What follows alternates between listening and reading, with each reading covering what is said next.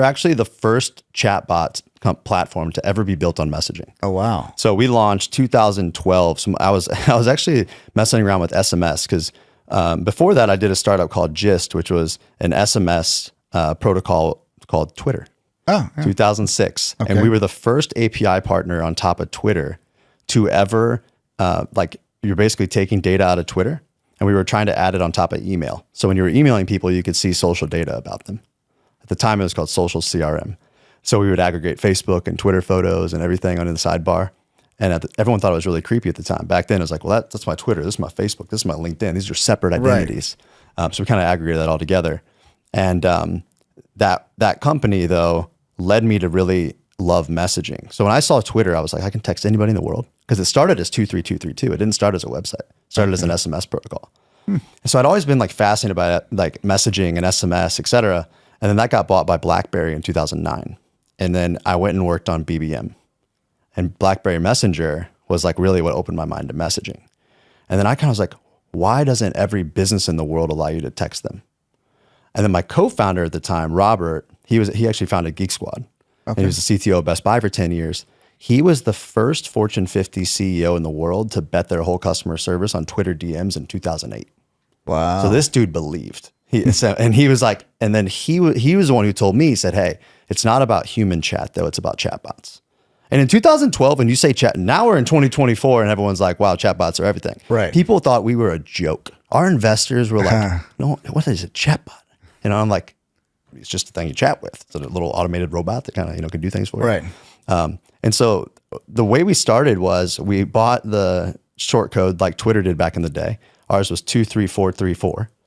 And then we started aggregating APIs so that you could text a chatbot and do things on the internet. So the first thing we ever integrated was Great Clips. And we were like, can I text and get a haircut? Never talk to a human and text, I need a haircut. It texts back, here's the 3 closest to you. 3-minute wait time, 13-minute wait time, 26-minute wait time. Wow. Text number 1, boom, you're on. And I remember Robert Stevens walked into the Great Clips. Robert Stevens is on the screen. We did it via text. And he's like, this is the future. And I was like, huh. And we were just like kind of experimenting. Yeah.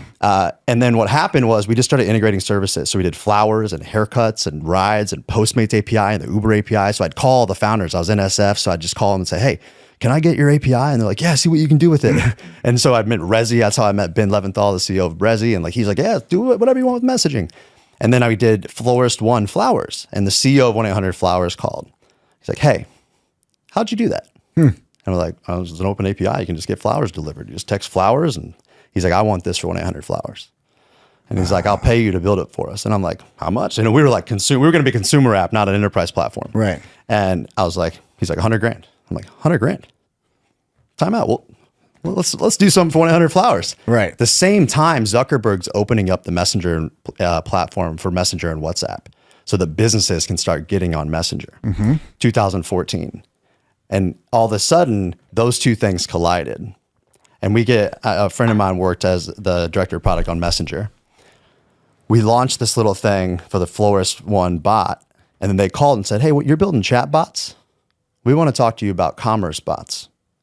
And I'm like, I'm also talking to the CEO of 1-800-Flowers. And he's wants us to build the 1-800-Flowers experience so that you never have to call the call center again. And they're like, we want that experience. And so Zuckerberg, 2015, opens up the platform. We worked with them for about a year ahead of time to be their first partner ever to launch businesses and chatbots and AI on messaging.